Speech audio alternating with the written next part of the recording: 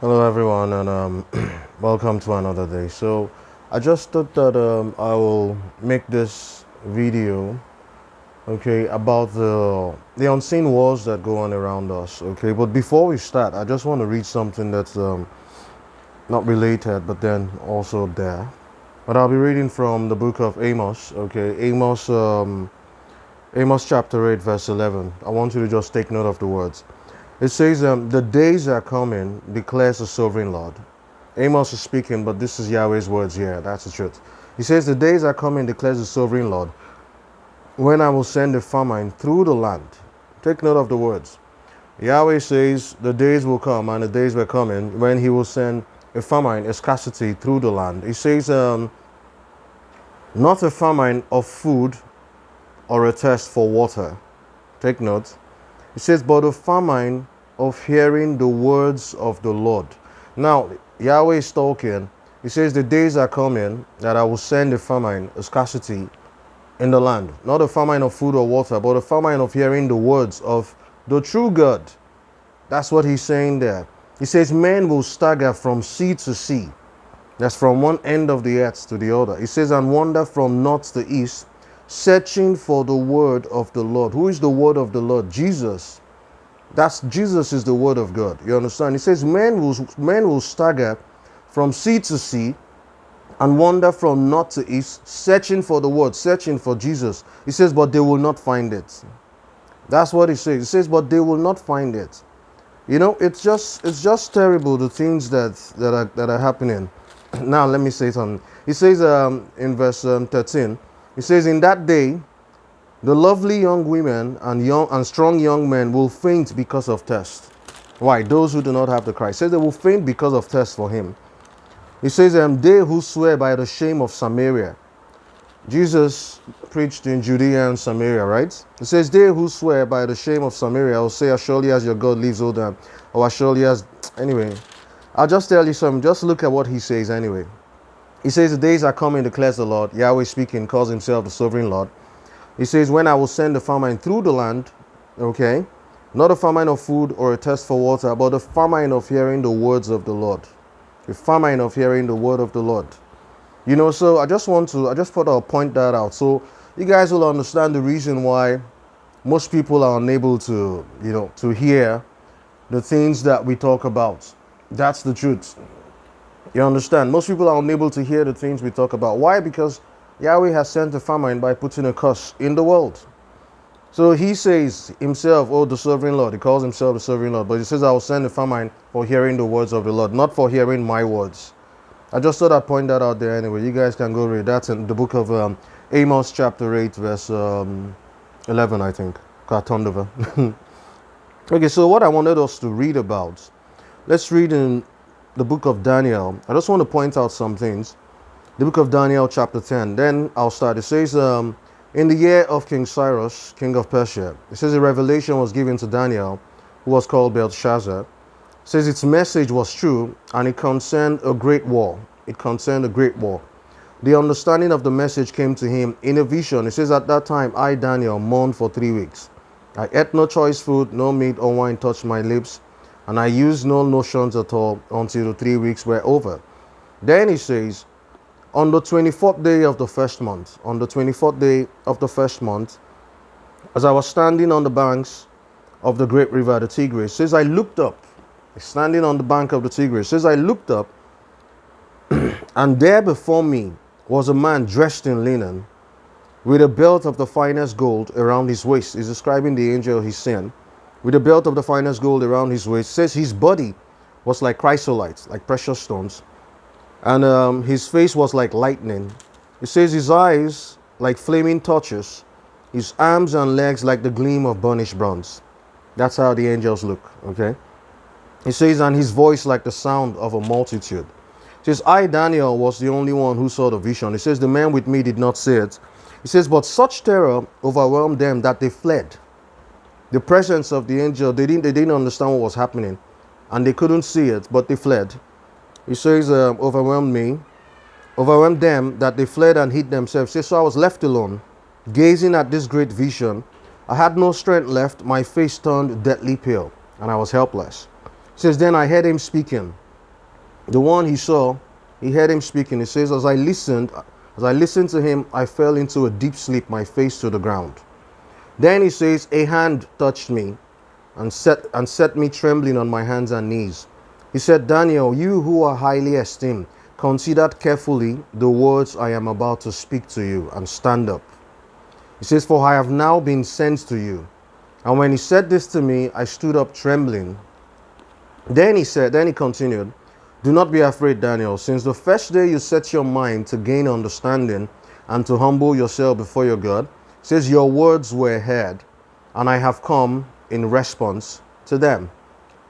This is now funny here. It makes me laugh anyway. He says, but the prince of the Persian kingdom, the prince of Persia. Now, this is a spiritual power, just like Yahweh is a prince, right? And Michael, the angel, is called the chief prince or great prince, right? Now, but then this one is another prince. This is not Yahweh now. It says, the prince of Persia, that's another spirit that's on Yahweh's side, resisted me 21 days. But listen to what he says. He says, since the first day that you prayed, your words were heard, and I was sent. So Daniel prayed for 21 days, but the day he started that prayer, that angel was already sent to give him the answer. But then what does the angel say? I came late. Why? Because the prince of Persia resisted me. In other words, they detained him there, you understand, through fighting. See, the prince of Persia resisted me 21 days. He says, then Michael, one of the chief princes, okay? I'm still repeating that these people are actual princes. And like I said, you want to see Yahweh's level, you go to Isaiah 6. You'll understand when he calls them princes, when the book says these spirits are princes, okay? You would understand it better. He says, then Michael, one of the chief princes, came to help me. He says, because I was detained there with the king of Persia. He says, now I have come to explain to you what will happen to your people in the future. To humans now. He says, for the vision concerns the time yet to come. So what I want to say, what I wanted to point out here is that these are the things that go on around us that we do not know. The eyes do not see, okay? The ears do not hear. But by the Spirit, we understand these things by faith. And by the Spirit, we see it by faith. And by the Spirit, we hear. You understand? So what am I trying to tell you guys? See, if you're going to walk this path, you have to start understanding that this is what goes on around us. That's the truth. These are the things that go on around us. When the angel says that, I mean, look at the way he describes the angel. It looks glorious, right? But this particular angel was detained by the prince of Persia. And then Michael had to come to join in the fight so that he can come deliver the message to Daniel. That's exactly what happened. But then I'll skip to 20. I want to say something. It says, so he said, do you know why I have come to you? Soon I will return to fight against the prince of Persia, because that one detained him coming. He has to go back and fight that one. Maybe, we don't know. Maybe that's his route. I don't know. But then it says, soon I will return to fight against the prince of Persia. It says, and when I go, the prince of Greece, you know what these guys, what they did, they just divided the world, okay, amongst themselves. They just shared it. Yahweh being the chief prince, okay, and then all these other princes, they just shared locations that, okay, I will rule over these people here, you rule over these people here, and all of that. That's exactly what is going on in the world today. It says, and when I go, the prince of Greece will come. That will come to Daniel. That's what it means. It says, but first, I will tell you what is written in the book of truth. Then he says something unrelated to the book of truth. He says, no one supports me against them except Michael, your prince. You understand? So when he says no one supports them, no one supports him against his fighting, you understand? I'm sure this guy also is another prince on his own, but then he's involved in the war. That is the fact. There is a war going on around us. And that's why I keep saying that you have to understand, you have to know the power that you have so that you can resist. Because when Paul says in the book of Ephesians that we wrestle not against flesh and blood, but against principalities, against powers, we are in a war with these people. We're dragged into that war by Christ. That's the truth.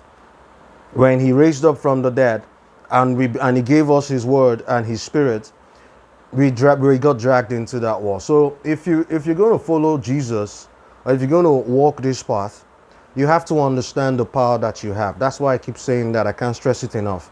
You have to understand the power that you have so that you can actively wage your own war, because they will come to you. That's the truth. They will come to you. I know, because I've experienced it. I know. I have 23 years of experience. This is 2024 now. Since 2001, I have 23 years of experience on it. I'm telling you the fact. That is the truth. That is why it is imperative and it's important that you start to understand the power that you have and how to use it. But then I want you to just notice something when he says something here. He says, but first, I will tell you what is written in the book of truth.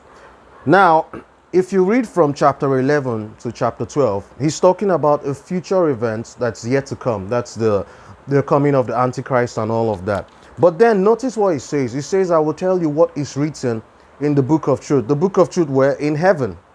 Okay, so what does the book of truth consist of? It is a book that consists of every event that is going to take place on the earth. It has already been written out. So he starts to explain to Daniel what is written in the book of truth. But when you read it, it's talking about a distant time in the past. And if you read in chapter 12, it tells him, oh, seal the words, and you will go and sleep and you will die and be with your ancestors. Say, for these things are for a future time. You know, so I just thought I'd just point out, and I hope that you can understand what I'm trying to say. See, there is a war that is going on around us, and we've been brought into that war. That's the truth. By Christ. He waged his own war and he left. Okay? As long as you walk with him, you find yourself, you are also involved in that war. So I want you to start understanding it. I can't stress it enough. And like I said, it starts from here. Understanding that there is a ghost that is with you. The spirit of truth is with you. That's my point. Okay? So I just thought I'd make this short video and then just put it out there. You guys go and study it on your own. I always say that. That's why, because I don't want you to take my words. No, just listen to me, then go and study on your own, and you will understand these things better, because the Spirit will open your eyes and give you a better understanding. Okay? So I think I'll just keep it short, and then you guys, you take care, and I will see you again soon. Okay? Ciao. Bye-bye. God bless you.